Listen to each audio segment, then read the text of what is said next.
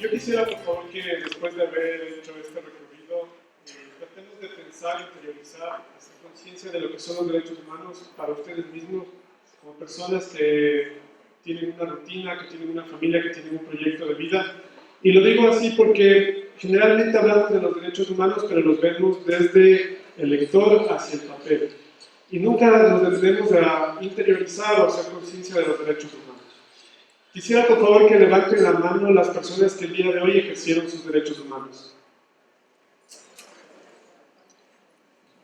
Nos tomó cierto tiempo para darnos cuenta, ¿verdad? Hay personas que levantaron después de pensar un poco más. Y es que en nuestra situación de privilegio, en nuestra situación de personas que estamos en una situación un poco más cómoda, los derechos humanos y el ejercicio de ellos se ha vuelto invisibilizado y hasta cierto punto lo hemos normalizado.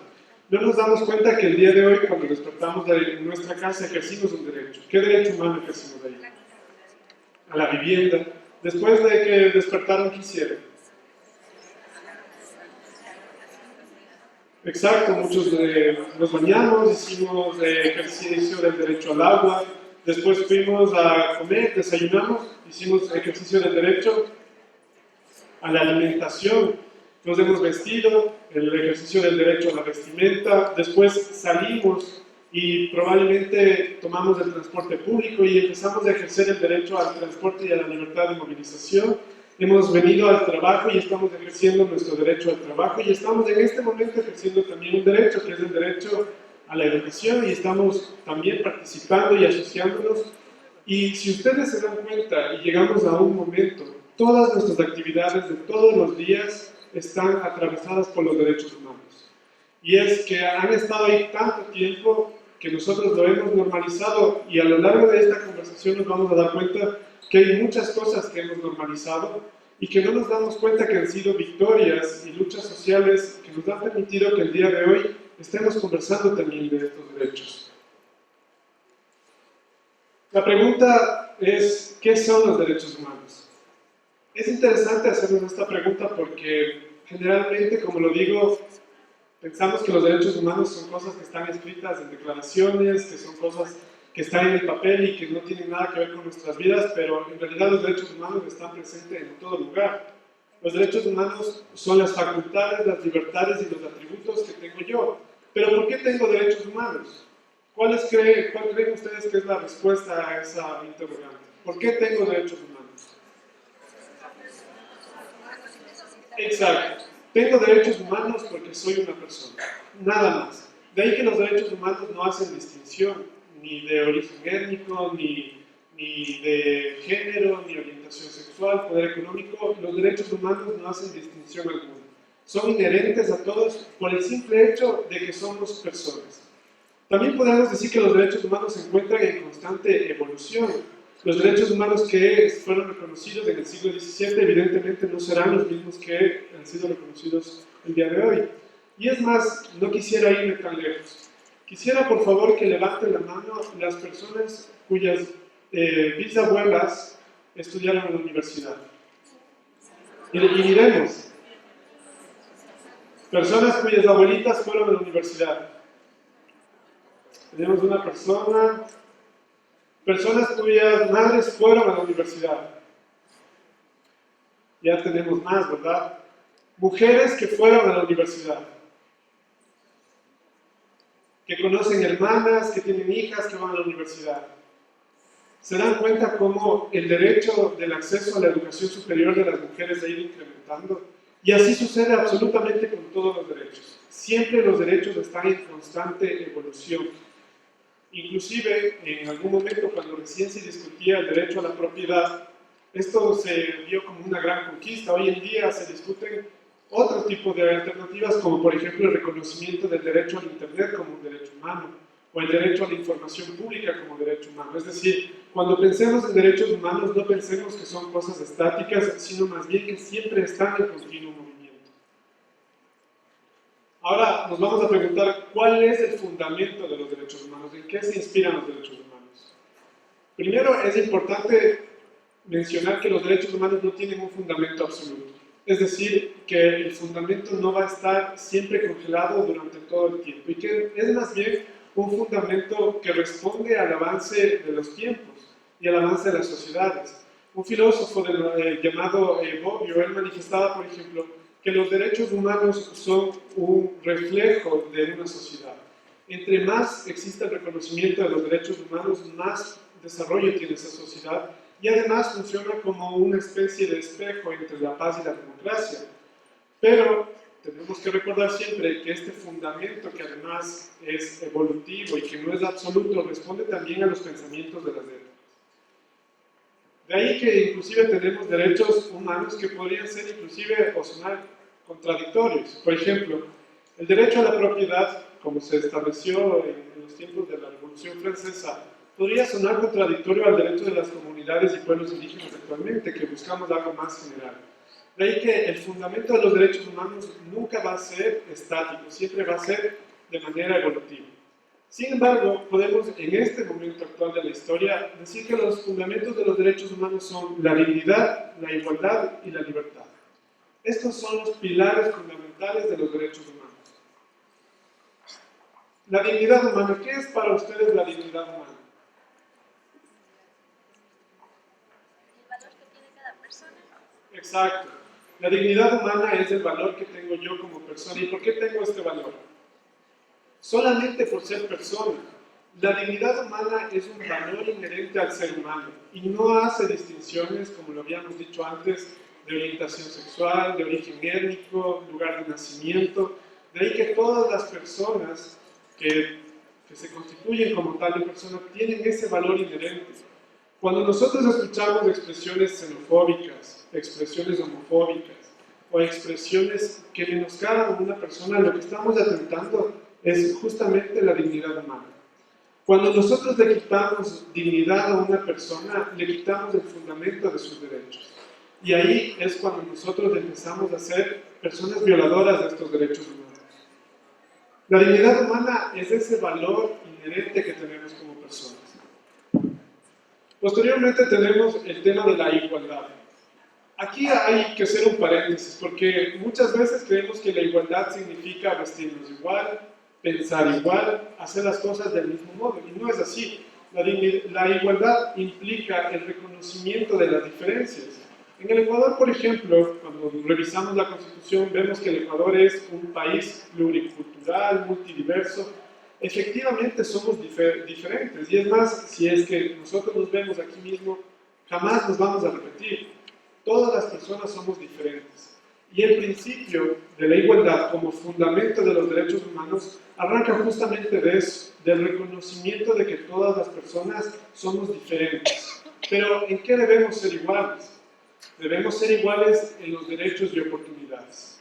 De ahí que después existe un reconocimiento de lo que habíamos ya conversado antes, que son las acciones afirmativas y que después también las veremos. En relación a la libertad, también es otro tema que deberíamos conversarlo, porque generalmente asumimos que la libertad podría ser un espacio para hacer lo que yo quisiera. Y tampoco es así. La libertad como fundamento de los derechos humanos es el reconocimiento a la autodeterminación, es decir, yo como persona, cómo quiero guiar mi vida y cómo quiero completar mi proyecto de vida respetando también los derechos de las demás personas. Ahora vamos a entrar en una discusión que es extremadamente importante también, porque así como a veces no sabemos responder a la pregunta de qué son los derechos humanos, también nos es difícil responder a la pregunta ¿para qué sirven los derechos humanos? Y vamos a encontrar dos categorías fundamentales aquí, el poder y el proyecto de vida. Quisiera por favor que me ayuden levantando las manos las personas que ejercen poder. Tenemos como 10 personas más o menos. ¿Qué opinan ustedes? Yo ejerzo poder. Esta es otra de las cosas que invisibilizamos. Generalmente asociamos al poder solamente al Estado, a las autoridades y al sector público. Pero el poder está presente en todos los espacios de la sociedad, desde los espacios más amplios hasta los espacios más pequeños. ¿Un ministro ejerce poder? Sí. ¿Un miembro de las Fuerzas Armadas ejerce poder? Sí. ¿Un profesor en el aula? ¿O un servidor público frente a su usuario? ¿Un padre de familia frente a un hijo? Sí, ¿verdad? Es decir, cuando hablemos del poder, no pensemos que el poder está lejos de nosotros. El poder está en absolutamente todos nosotros. La diferencia es que algunas personas ejercen espacios de poder más grandes y otros ejercen espacios de poder más pequeños. Pero todos nosotros, desde que salimos de la casa hasta que regresamos, ejercemos poder. Si usted conduce y lleva su auto, ¿ejerce poder? Por supuesto, ejerce poder frente a quién? Frente al peatón, ¿verdad? Cuando usted tiene un hermano menor, ¿ejerce poder? Sí, ejerce poder. El momento que nos damos cuenta que ejercemos poder, también nos damos cuenta de que podemos ejercer el poder de manera arbitraria. Y esa es una cosa que debemos hacer conciencia. De la misma manera que hacemos conciencia de que existen los derechos humanos, también tenemos que hacer conciencia de que como persona ejerzo poder. Y que si ejerzo mal mi poder, se vuelve un ejercicio arbitrario del poder. Y quisiera que reflexionemos en este momento si en esos pequeños espacios de poder hemos abusado de ese poder, si hemos sido arbitrarios. ¿Les resulta arbitraria una decisión judicial sin motivación? Sí, ¿verdad? ¿Qué les parece un tanque de guerra frente a una persona que protesta con una pancarta? Es arbitrario. ¿Y un padre con la correa en la mano frente al hijo? También, ¿verdad? A veces invisibilizamos este tipo de situaciones. El poder se ejerce desde espacios pequeños hasta espacios grandes. No solamente en el sector público, sino también en el sector privado, en mi familia, en mi relación. ¿Ustedes creen que se ejerce poder con su pareja? Efectivamente, existen relaciones de poder. De ahí que es importantísimo reconocer que los derechos humanos nos van a servir para una cosa fundamental en relación al poder, y es direccionar. Cuando nosotros direccionamos el poder, lo hacemos a través de los derechos humanos. Si usted quiere mejorar sus relaciones como conductor, como pareja, como familia, como jefe, como persona, piense en los derechos humanos ligados a su poder. Mis disculpas, un momentito la interrupción nada más. A los compañeros y compañeras que están tomando fotografías les pedimos no hacerlo. ¿Por qué? Porque todas las presentaciones se las va a enviar a cada uno de ustedes. Así que más bien centrémonos en lo que nos están exponiendo. Muchas gracias. Como les decía, ese poder es direccionado por los derechos humanos. ¿Han oído de las prácticas adultocentristas? ¿Verdad? Según el adultocentrismo, una persona valora únicamente las expresiones, las ideas y las acciones de una persona que se encuentra en una determinada edad. Es decir, si tú eres niño, tus opiniones no son tan importantes, y si tú eres un adulto mayor, tus decisiones y también comentarios no son tan importantes. Y aunque sabemos eso, vamos a poner dos ejemplos que seguramente se han repetido en sus hogares. Cuando tienen una reunión de adultos y están conversando y viene un niño y quiere intervenir, ¿qué le decimos? Esta es una reunión de adultos, los niños no opinan en las reuniones de adultos, ¿verdad? ¿Y qué estamos haciendo ahí? Estamos utilizando el poder para menoscabar el derecho de una persona. ¿Y qué estamos finalmente? Violando el derecho a la libertad de expresión. Porque ese niño está en una etapa de su vida en la que necesita expresarse. Y cuando nosotros decimos, cállate, no intervengas en esta conversación, lo que le estamos diciendo es, tu opinión es menos importante que la mía en este momento. ¿Verdad que nos ha pasado eso? Esa es una prueba pequeñita de cómo violamos los derechos con nuestro poder en espacios tan reducidos como la casa. ¿Les ha pasado que tenemos un abuelito y estamos conversando de tecnología y nuestros abuelitos quieren hablar y dicen, pero esto es así, ¿y qué le decimos?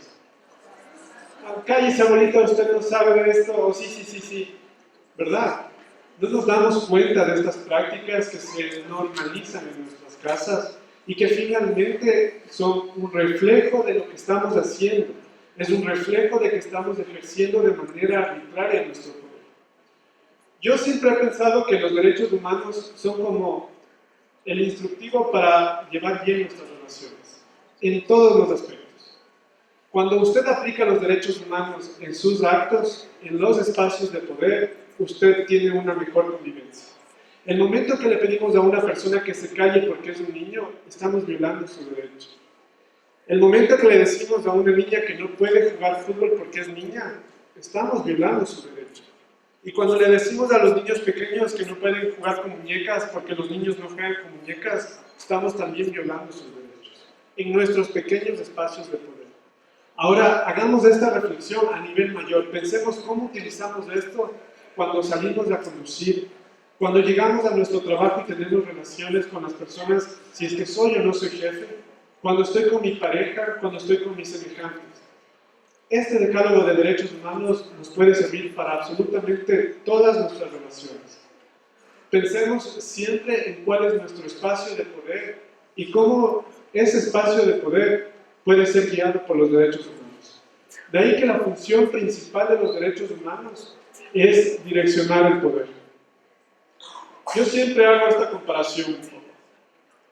El poder resulta ser como un gran río. Cuando el poder se vuelve arbitrario, este río se sale de sus orillas. Y ahí es cuando los derechos humanos funcionan como un dique para direccionar ese poder. Y quien pone ese poder en nuestras actuaciones somos nosotros. Nosotros decidimos dónde va ese dique. Y esta es la primera gran invitación que quiero hacerles, es siempre a reflexionar sobre cómo el poder, desde cualquier esfera que yo tengo, afecta a los derechos de los demás. Y cómo mi decisión puede direccionar ese poder. Después, la segunda gran finalidad de los derechos humanos tiene que ver con el proyecto de vida. Y esta es otra cosa de la que no estamos conscientes. Ustedes saben que ustedes tienen un proyecto de vida y se ponen a pensar de qué se constituye ese proyecto de vida. Generalmente simplemente vivimos, ¿verdad? ¿Qué me voy a estar poniendo a pensar de qué es el proyecto de vida? Pero aquí hay otro error que debemos cambiar y es aprender a valorar ese proyecto de vida.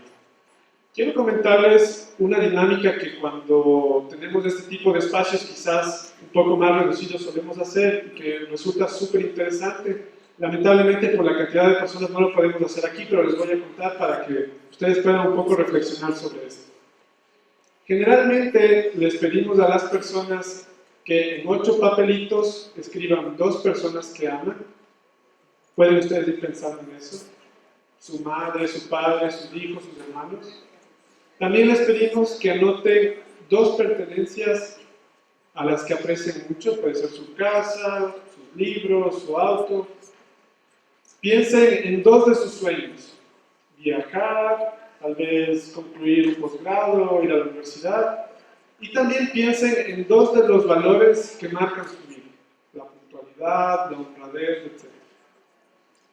Todas estas cosas forman sus proyectos de vida. ¿Se dan cuenta cómo la gente que ustedes aman son parte de sus proyectos de vida? Igualmente sus sueños, sus pertenencias, sus valores.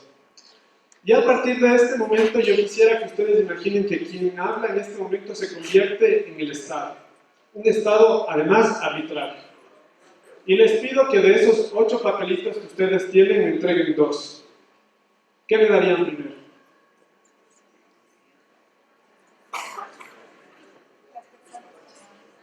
Pero si me entregan las personas, yo me quedaría con ellas y usted las pierde.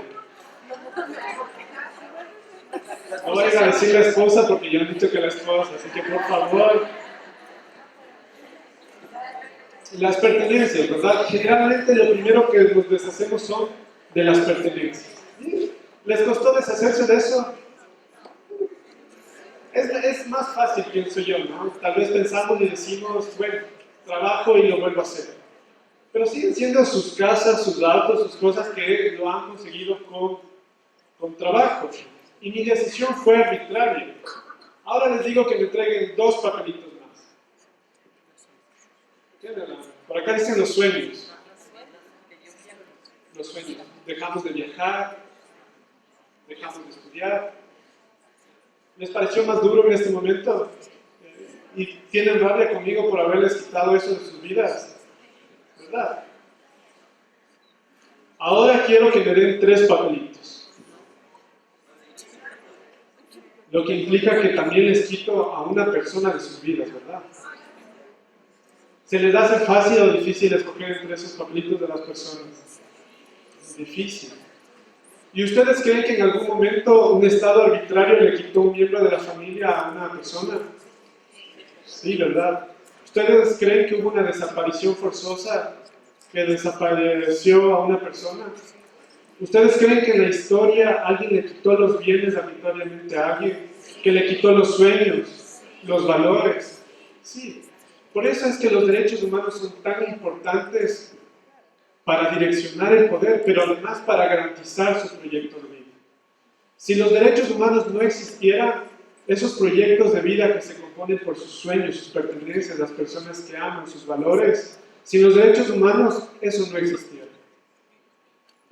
Cuando en algún momento en la historia del Ecuador las Fuerzas Armadas desaparecían personas, o en la historia del mundo, eso era lo que quedaba incompleto.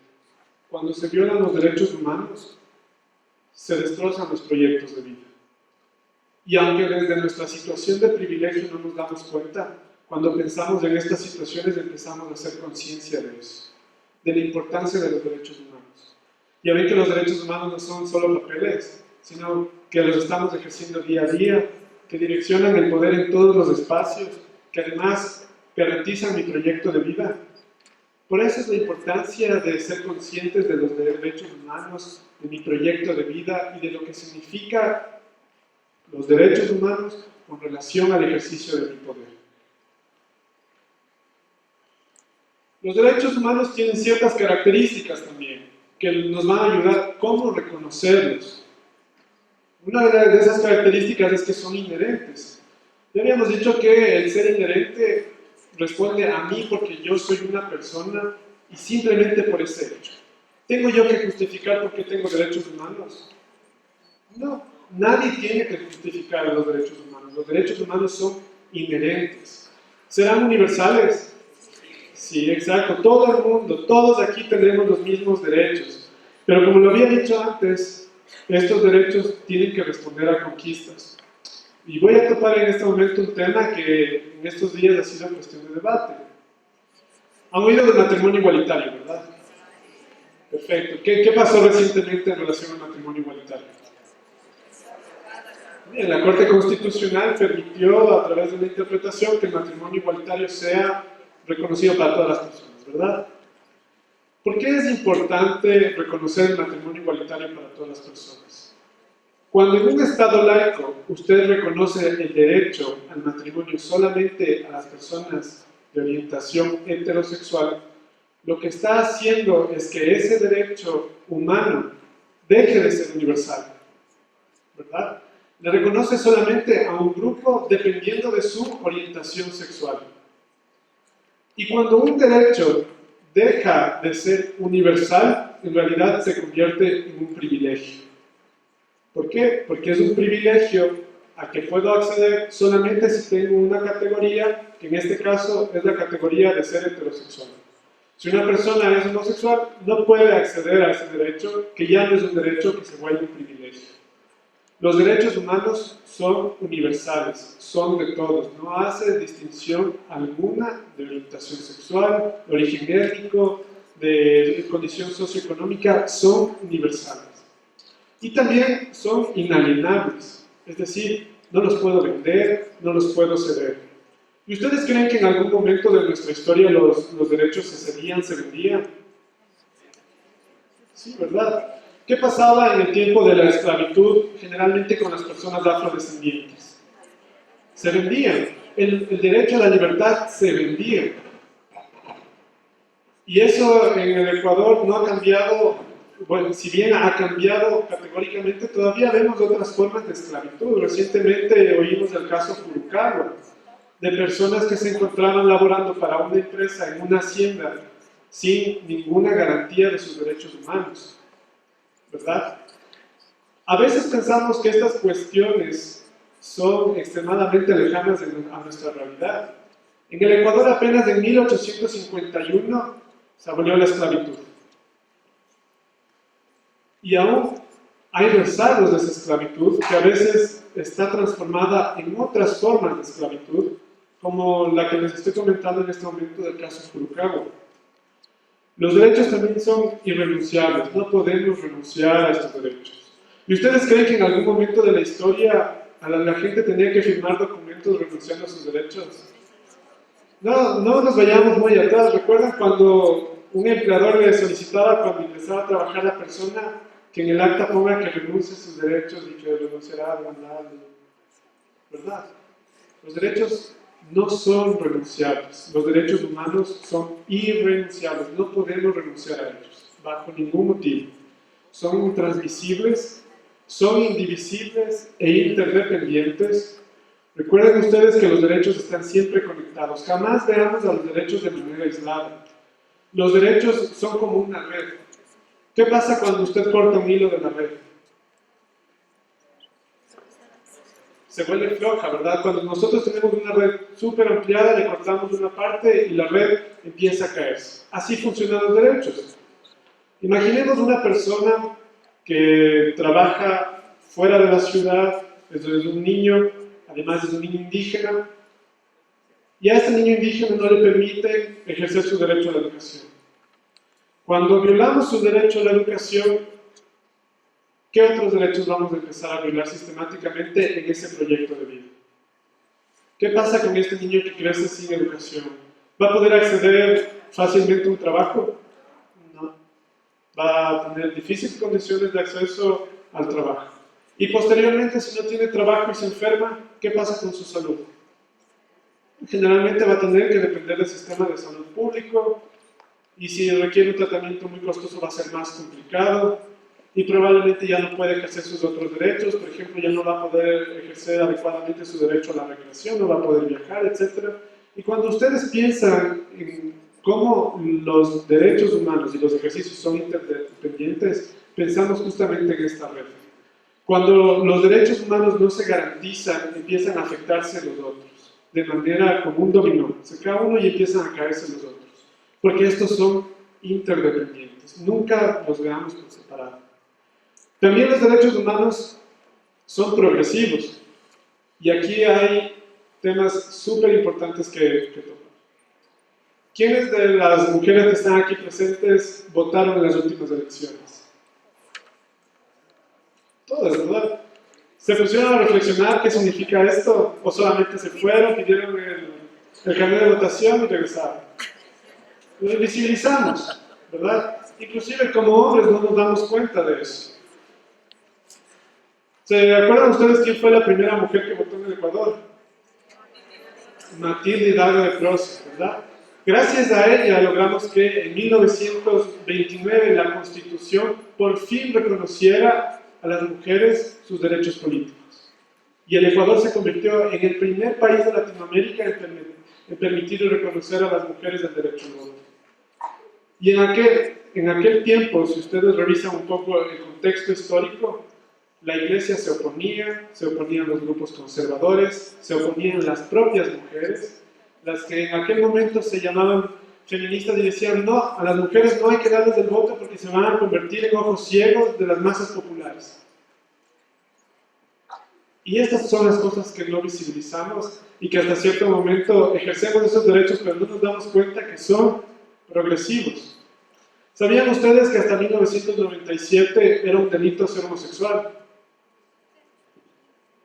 ¿Se imaginan que sus orientaciones sexuales eran castigadas penalmente? Entonces, si nosotros hacemos un recorrido histórico, vamos a ver que los derechos humanos jamás son inmutables, siempre están en continuo progreso. Hoy en día se empieza a discutir sobre el derecho a muchas otras cosas, el derecho, como lo dije, al Internet, que parece una locura. ¿Cómo vamos a reconocer el derecho al Internet como un derecho humano? Pero así funciona nuestra sociedad y los derechos humanos tienen que ser vistos desde ese ámbito, son progresivos. Ustedes y nosotros también desde la Defensoría del Pueblo hemos tenido la fortuna de trabajar en temas de discapacidad. ¿Han visto cómo han progresado los derechos de las personas con discapacidad? ¿Han visto los cambios de las personas que quizás conocieron hace 10, 20 años y cómo sus vidas son ahora. Y eso es maravilloso porque estamos viendo personas con discapacidad incluidas en el sector laboral, personas que están atendiendo clases, que están profesionalizándose, que sostienen hogares. Personalmente les digo, a mí me da mucho gusto cuando veo una persona con discapacidad que es jefe de hogar o jefa de hogar. Porque es no solamente un ejercicio de su poder, sino también es un empoderamiento de esos espacios de los que dicen las personas, yo puedo y yo estoy sacando adelante mi hogar. Por eso es que cuando decimos que los derechos son progresivos, tenemos que pensar no solamente desde el hecho de que reviso la historia y han progresado, sino también cuál es mi rol en esa progresión de los derechos. Y finalmente, los derechos tienen la característica de ser imprescriptibles.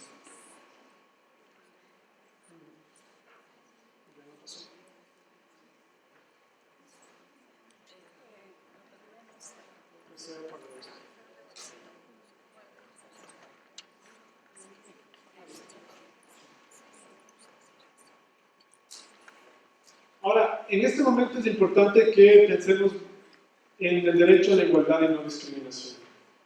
Y he querido un poco abordar este tema debido también a la temática de estas conversaciones y porque el derecho a la igualdad y discriminación en el Estado ecuatoriano específicamente es uno de los puntos más frágiles de nuestra sociedad. Cuando nosotros pensamos en violaciones sistemáticas, es decir, que se componen desde los lugares más pequeños como la familia hasta los estadios más grandes como el Estado, nosotros vamos a encontrar siempre el eje de la violación del derecho a la igualdad y la discriminación. Y a veces, al igual que con los otros derechos, lo que hacemos es un poco invisibilizar. ¿Y qué es ese derecho a la igualdad y no discriminación y por qué es tan importante? Quizás un acercamiento un poco más teórico es el que nos da la Constitución. ¿Quiénes de aquí somos servidores públicos? La mayoría de nosotros. ¿Sabían ustedes que la Constitución tiene un artículo que nos indica cómo actuar frente a nuestros usuarios? ¿Cuáles de ustedes creen que es ese artículo? Cuando usted quiera hacer su trabajo súper bien, les pido que vayan al artículo 11 de la Constitución. Porque en el artículo 11 de la Constitución ustedes van a encontrar los principios de aplicación. Es decir, cómo el Estado va a ejercer sus funciones, ¿verdad? Y el artículo 11, numeral 2, contiene algo que es importantísimo, que es el principio de igualdad y no discriminación. Es el reconocimiento de la Constitución a la igualdad de las personas.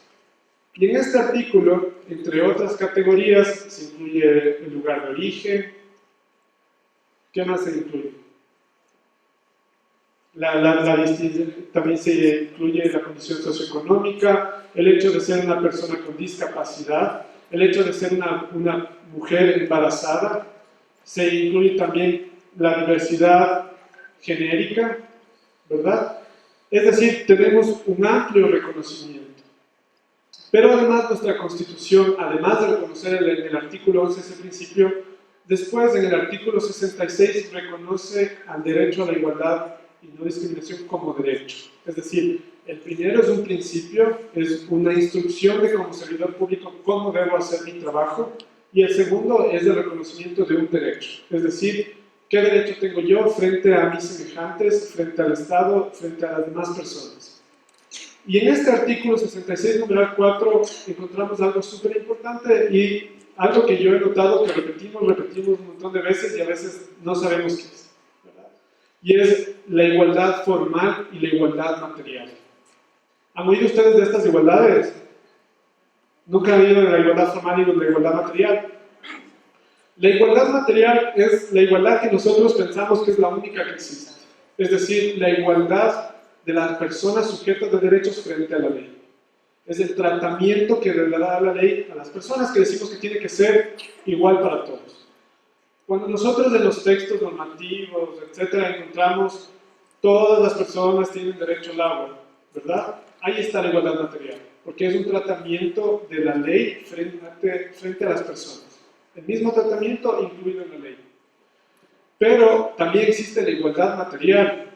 Y la igualdad material surge a partir del reconocimiento que esta igualdad formal, la igualdad que está en las normas, no siempre es la adecuada, ¿verdad? Porque ¿qué sucede si tratamos de la misma forma a una persona que no tiene una discapacidad y a una persona que sí tiene una discapacidad? ¿Termina siendo igualdad? No. Cuando nosotros asumimos que a las personas hay que tratarlas de la misma manera siempre con igualdad formal, nosotros empezamos a violar también derechos. Ahí surge la igualdad material. ¿Qué dice la igualdad material? Es, si tú tienes dos personas y una de ellas está en desventaja, tienes que darle una acción afirmativa a la otra para posicionarla, ¿verdad? Así se cumple la igualdad material. Cuando nosotros hablamos de acciones afirmativas, estamos hablando de igualdad material. Ahí hay una pequeña discriminación, de que no todas las discriminaciones son negativas. Hay también la discriminación positiva, que es la acción afirmativa, ¿verdad? Cuando nosotros hablamos de igualdad, ya sabemos que existen dos tipos de igualdad. La igualdad formal, la que la ley nos reconoce a todos como iguales, pero también hay la igualdad material, que es un momento en el que reconocemos que una persona puede estar en desventaja y a quien hay que darle una acción afirmativa, a quien hay que apoyar o fortalecer sus destrezas. En los concursos de méritos de oposición se han dado cuenta que al final, ¿qué existen? Acciones afirmativas. ¿Esa es igualdad formal o igualdad material? Igualdad material, perfecto. Cada vez que veamos que existe este tipo de consideraciones, pensamos en la igualdad material. Ahora, ¿cómo podemos nosotros distinguir que un acto es discriminatorio? ¿O cómo podemos distinguir la discriminación? Primero, siempre va a responder a una distinción, exclusión, restricción o preferencia. Y aquí surge algo súper importante, que son las categorías, ¿verdad? Es decir, esta distinción, esta exclusión, restricción, preferencia, tiene una categoría, una razón de ser. Imaginemos que yo soy un empleador y despido a una mujer que está embarazada, ¿verdad? Ese es mi acto restrictivo. ¿Y qué pasa aquí? ¿Cuál es mi categoría sospechosa en este instante? ¿No es de etnia? ¿Será identidad de género? Puede ser que esté ligado a cuestiones de género, ¿verdad? Al tema de es una mujer, pues probablemente me resulte como empleador más productivo contratar a un hombre que a quien no le voy a tener que garantizar 3 meses de maternidad, lactancia, que también si es que le despido después no tengo que pagar una indemnización por despido de mujer embarazada. Entonces ya empezamos a ver las categorías sospechosas. Pero además también encontramos un menoscabo o una anulación del derecho. Y en este caso, por ejemplo, el derecho al trabajo. En el Ecuador, desde el 2015, la Corte Constitucional ha emitido sentencias favorables a las mujeres embarazadas. Tanto es así que en la fecha actual tenemos una sentencia, la sentencia de la Corte Constitucional emitida en septiembre del 2015, que prohíbe el despido de las mujeres embarazadas que tienen nombramientos provisionales y que también tienen contratos ocasionales, ¿verdad? ¿Y por qué hizo esto la Corte Constitucional? Justamente considerando esto, considerando que existe una distinción, que sigue una categoría sospechosa y que finalmente tiene como resultado la anulación de un derecho. Ya que hemos hablado de los derechos humanos, ahora pongámonos en los pies del servidor público que soy. ¿Quiénes me dicen cuáles son las obligaciones del Estado? ¿Ustedes tienen alguna idea de cuáles son las obligaciones del Estado? Garantizar derechos. Muy bien. Tenemos la política pública, tenemos rectoría, garantizamos, la palabra garantizar está súper fuerte, ¿no? Como que reconocemos en todos los aspectos que el Estado garantiza y como servidores públicos, esas son nuestras obligaciones. ¿Qué pasa cuando un miembro de las Fuerzas Armadas viola los derechos de una persona? ¿Qué tiene que hacer el Estado? Perfecto, por acá dice sancionar. Estamos garantizando, pero seguimos en la palabra garantizar, ¿verdad? Como esa es la palabra más fuerte, voy a utilizarla en este momento. Cuando la Constitución reconoce el derecho a la educación, el Estado tiene que garantizar, ¿verdad? ¿Y cómo lo garantiza? Exacto, a través de las políticas, crea ministerios, crea subsecretarías, crea escuelas, crea colegios, crea la universidad. El Estado está garantizando, ¿verdad? ¿Quiénes de ustedes ayudan a cumplir esa obligación de garantizar del Estado? Todos ustedes. Ya. Y lo estoy diciendo porque quisiera que nos busquemos como servidores públicos en cuáles de esas obligaciones yo estoy. En la doctrina, y además de lo que ha desarrollado a través de la jurisprudencia el sistema interamericano, generalmente asociamos a las obligaciones del Estado con tres, pero también existen corrientes que añaden una obligación adicional. La primera obligación que tiene el Estado es la que mejor la tenemos en nuestras mentes, ¿verdad? La que más clara tenemos, que es la obligación de garantizar. Pero el Estado también tiene la obligación de proteger. Cuando viene alguien de la fuerza pública y viola sus derechos del Estado, ¿qué tiene que hacer? Proteger.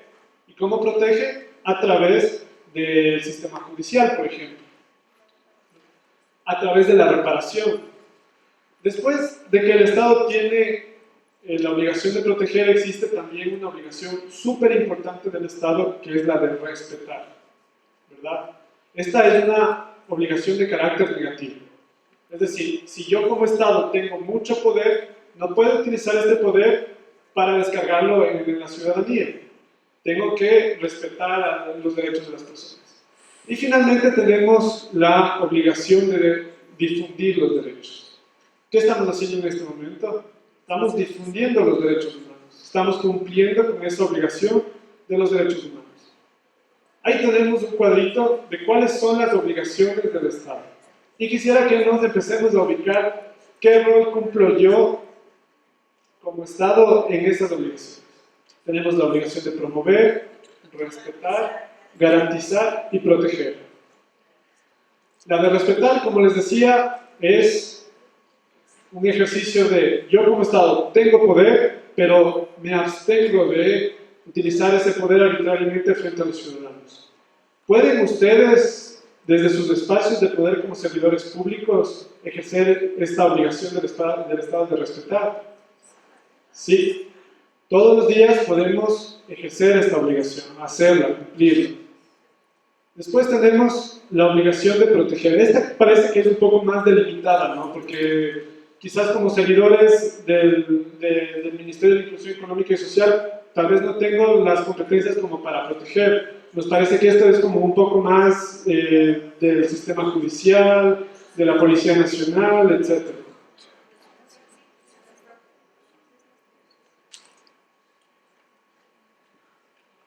¿Qué les parece el garantizar?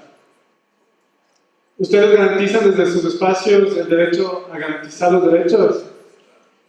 Muy bien. Todos generalmente en este momento estamos garantizando derechos. Cuando un profesor o una profesora acude a la escuela, está ejerciendo esa obligación. Cuando un médico atiende a una persona en un hospital, está cumpliendo con esa obligación que tiene el Estado. Y finalmente, el hecho de promover.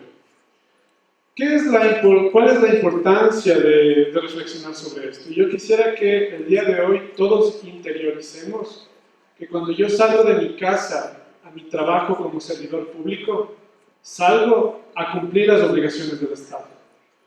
Yo soy una persona que lleva aquí un título garante de las obligaciones del Estado. Yo garantizo, yo protejo, yo difundo, ¿verdad? Porque a fin de cuentas el Estado se compone de personas. Generalmente vemos al Estado como una institución enorme que no tiene cara, no tiene forma, pero el Estado sí tiene cara y sí tiene forma y somos nosotros.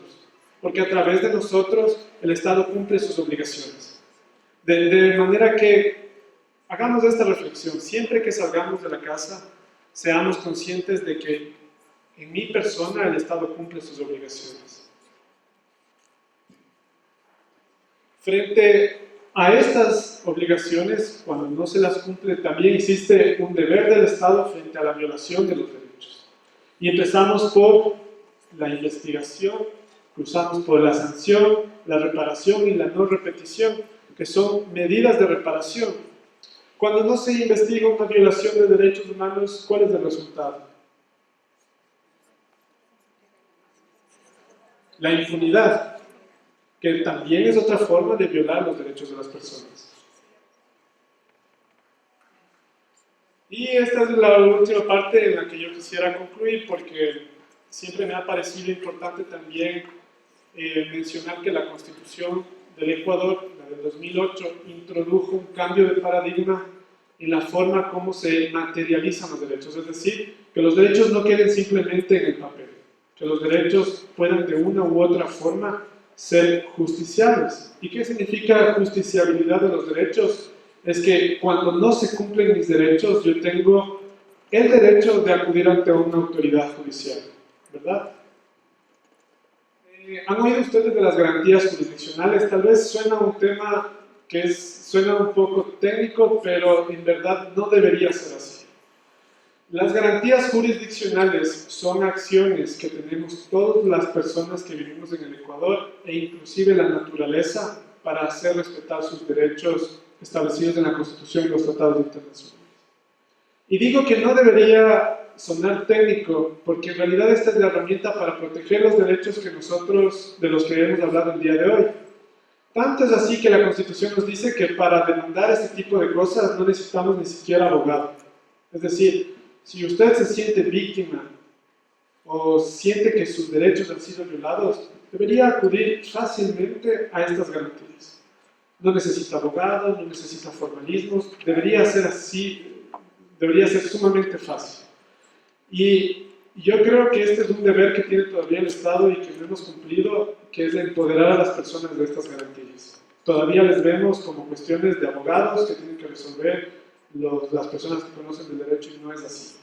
Las garantías jurisdiccionales son de todos, son nuestros y debemos romper ese formalismo y ese miedo a utilizarlas. La experiencia, por ejemplo, que tiene Estados Unidos en relación a cómo ejercen sus garantías jurisdiccionales es muy interesante porque las personas acuden literalmente ante un juez y le dicen las cosas sin la necesidad de enunciar leyes, sin la necesidad de involucrarse en un sistema totalmente burocrático, y así debería ser. Y es por eso que yo he querido concluir con esto mi intervención, explicando un poco de qué se tratan estas garantías. Primero, es importante que sepan que las garantías jurisdiccionales no requieren de abogado y sirven para defender sus derechos y los derechos de la naturaleza, ¿verdad? Si ustedes no se sienten en la comodidad para hacerlos por ustedes mismos, pueden acudir a instituciones públicas como la Defensoría del Pueblo, desde donde patrocinamos este tipo de garantías, también la Defensoría Pública y algunas instituciones. Y tenemos la primera, que es la acción de protección, ¿verdad? No sé si han oído de esta acción de protección. Si usted es una persona con discapacidad que tiene un nombramiento de servicios ocasionales y se le ha terminado este nombramiento en utilización del literal F del artículo 146 de la OCDE, puede poner una acción de protección, porque está defendiendo sus derechos constitucionales. Si usted es parte de una comunidad en donde se planea hacer extracción minera, puede poner una acción de protección. Si usted no está de acuerdo con cómo se están manejando los residuos y desembocándose residuos en el río de su comunidad, puede poner una acción de protección. Y este es un recurso sumamente fácil. El habeas corpus, por otra parte, nos sirve para defender la libertad de las personas. Cuando una persona es detenida de manera ilegal, arbitraria, por orden de una autoridad no competente, cuando ha sido detenida por un particular, secuestrada, cuando está sufriendo torturas, tratos crueles e inhumanos, es importante interponer un habeas corpus. Y aquí está mi llamado a no alejarnos de estas acciones, de acercarnos, de investigar, de empoderarnos de ellas porque son nuestras como ciudadanos. No son de los abogados, no son de las instituciones, son de las personas. Tenemos el habeas data también, que sirve para proteger sus datos personales. Si una institución pública tiene datos sobre usted y estos datos no son verdaderos, tienen información delicada, tienen que ser actualizados, podemos pedir un habeas data. Tenemos la acción de acceso a la información pública, que nos permite acceder a toda la información que tienen las instituciones por el principio de transparencia. ¿Ustedes sabían que podemos acceder a toda la información que tienen las instituciones públicas? Y que cuando ingresamos un escrito pidiendo esta información, tienen que contestarnos en 10 días. Y si no nos contestan en 10 días, acción de acceso a la información pública. Pero empecemos a utilizar esto, hagámoslo nuestro. Tenemos también la acción extraordinaria de protección, que funciona bastante con la acción de protección, la acción por incumplimiento, de incumplimiento y finalmente la acción de inconstitucionalidad, que nos sirve un poco para mantener el orden de la norma en armonía con la Constitución. Yo quisiera concluir en este momento, quisiera saber si es que alguien también quisiera realizar alguna pregunta y por supuesto agradecerles por su participación.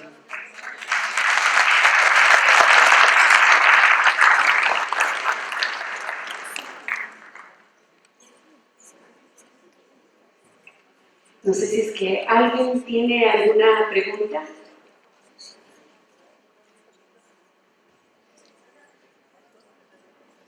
Allá, acá tienen. No sé si nos ayuda con el micrófono, por favor. Gracias, Jorge.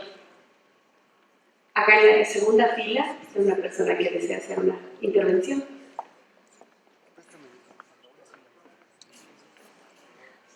Si deseas. Buenos días. Sí, una pregunta. Solamente para tener claro cuál es la diferencia entre acción de incumplimiento y acción por incumplimiento. Gracias.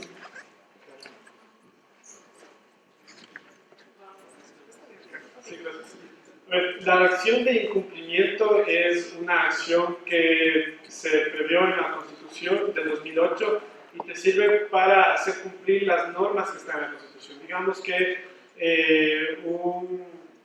un cuerpo normativo dice que el ministerio tiene que realizar cierta política pública y crear un determinado número de escuelas. Si no se han realizado, si no se han construido estas escuelas, se puede ingresar una acción de incumplimiento. Y en cambio, la acción por incumplimiento, en cambio, está dirigida a que se cumplan las sentencias emitidas por las autoridades judiciales. Si tienes una sentencia y esta no ha sido cumplida, tú puedes activar una acción por incumplimiento.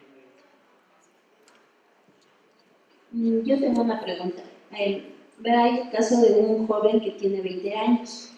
Él en este momento ya está en tercer año de bachillerato, tiene discapacidad intelectual del 36%. Y no le dejaron asistir a la escuela normal, formal en la mañana, sino que le obligaron a que asista en la noche. ¿Ya? ¿Qué se puede hacer?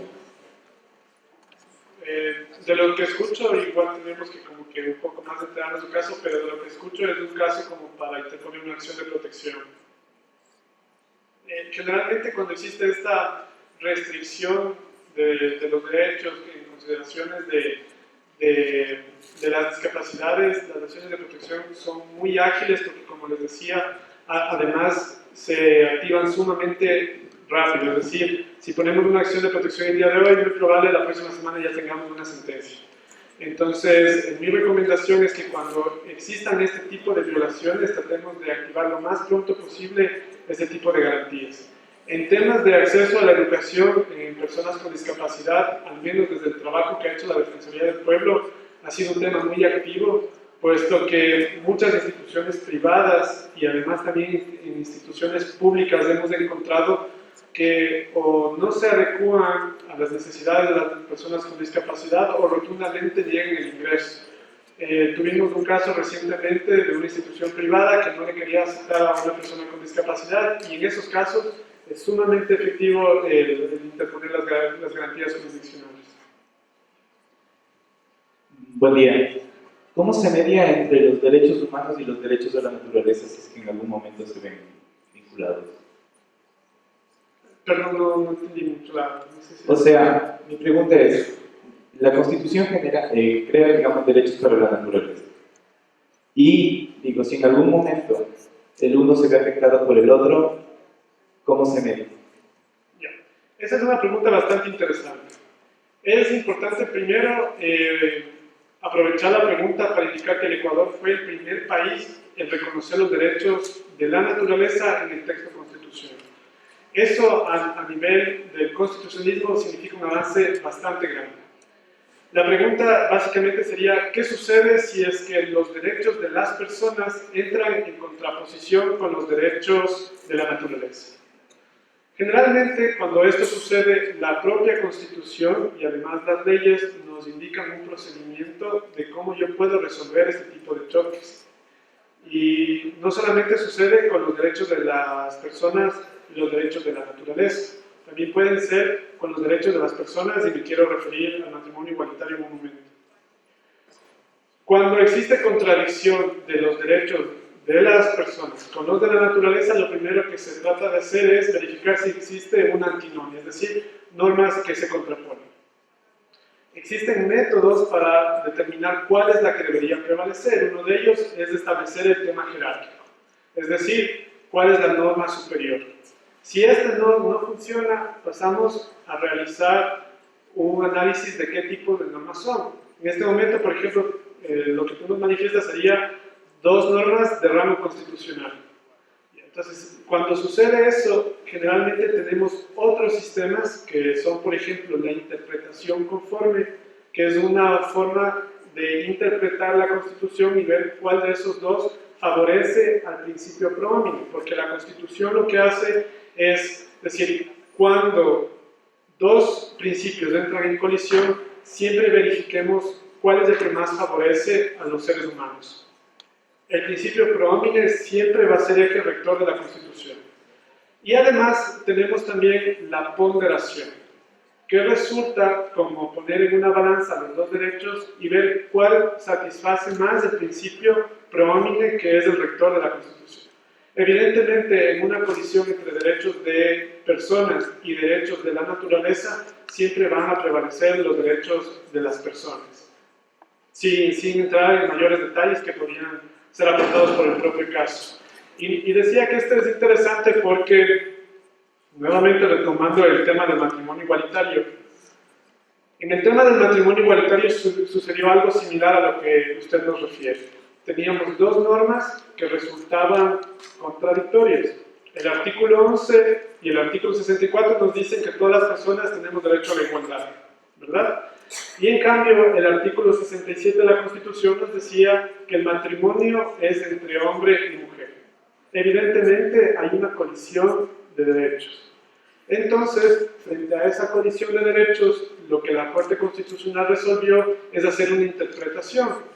Y finalmente lo que la Corte dijo es, el artículo 67 de la Constitución lo que nos dice es que el matrimonio es entre hombre y mujer. Es decir, no es prohibitivo, no dice es exclusivamente entre hombre y mujer.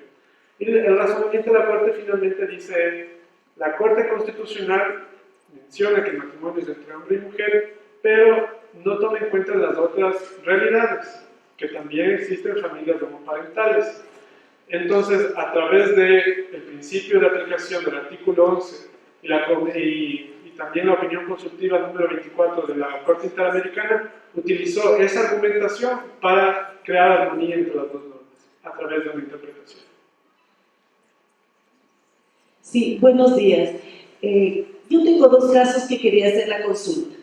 Tengo el caso de, un usuario que reconoció a un bebé. Él tiene discapacidad y su madre discapacidad. Finalmente fue un caso de víctimas y testigos y se comprobó que él no era el papá del niño. Y la Fiscalía nos exige a nosotros que hagamos el proceso para que él declare, me parece, repudio o algo así del niño, porque no es de él. Entonces, ahí en las consultas que yo había hecho, decir, ¿cómo nosotros vamos a hacer eso, ese trámite? Porque él tiene derecho, si él quiere reconocerlo y decir que es un niño, claro, es muy tarde la Fiscalía, se demoró 1 año en comprobar que, y cuando él ya hizo su cuestión afectiva, entonces eso quería que ustedes me comprueben, si nosotros, o sea, estamos bien nosotros en no patrocinar ese derecho que según la Fiscalía ahora tenemos que hacer con nuestro usuario. Y la otra es que tengo 2 usuarios con discapacidad, cuya hermana lo agregue a su hermano con discapacidad si no le lleva dinero por mendicidad. Entonces, ahí cómo podríamos nosotros presentar un amparo o una acción para defenderlo a él, si ella también tiene discapacidad. No tiene familiares. En el primer caso, yo lo que siempre recomiendo cuando hablamos de derechos de las niñas, niños y adolescentes es no asumirlo desde la óptica de los adultos, porque lo que principalmente tratamos de solucionar es cómo queda el padre, cómo queda la madre, y de lo que usted me dice, lo poco que me dice, estamos pensando en lo que quiere el padre y lo que quiere Fiscalía, pero no sabemos qué es lo mejor para este niño. Entonces, partir desde ahí. Y una vez que hemos un poco como reflexionado sobre eso, pensar que el tema del repudio no es una cuestión a la que se le puede obligar al padre, pues, puesto que es una cuestión voluntaria y además también hay que pensar cuál es la afectación a los derechos del niño en cuestiones de buen nombre y tal, que son superiores evidentemente a cualquier tema administrativo de investigación. En relación al segundo caso, tiene méritos como para pensarse en una acción de protección, pero yo preferiría más bien como conversarlo con usted quizás después de acá. Sí, en cuanto al tema, no sé si en caso de incumplimiento o violación por parte del municipio, se puede también hacer lo que son las garantías jurisdiccionales o únicamente a otras instituciones. Las garantías jurisdiccionales pueden ser interpuestas en contra de toda autoridad pública, sea de nivel central o de nivel descentralizado. Es decir, sí se puede plantear una acción de protección en contra del municipio. Inclusive, las acciones de protección pueden ser planteadas en contra de particulares. Perdón, usted nos comentaba sobre la igualdad material y la formal, pero en algún momento no sé si me perdí o la comprendí mal, tal vez si nos especifica nuevamente un poquito eso, gracias. Claro. Lo que yo les comentaba es que en la Constitución la igualdad está contenida tanto como principio, al igual que como derecho. En el artículo 11 la encontramos como principio y nos sirve a los servidores públicos de las instituciones públicas a trabajar. Es como sería nuestro decálogo, por así decirlo. Pero en el artículo 66 la Constitución establece el derecho a la igualdad, es decir, es un derecho de libertad. Y este derecho de libertad decía yo que tenía que ser visto desde dos ópticas, desde la igualdad formal y desde la igualdad material. Cuando nosotros hablamos de la igualdad formal, lo que pensamos es que la ley tiene que dar igual tratamiento a todos. Es decir, una norma no puede ser discriminatoria. En una ley no se puede establecer beneficios a cierto grupo, pensemos por su condición económica, y no a otro grupo, ¿verdad? La ley tiene que dar igual tratamiento a todos.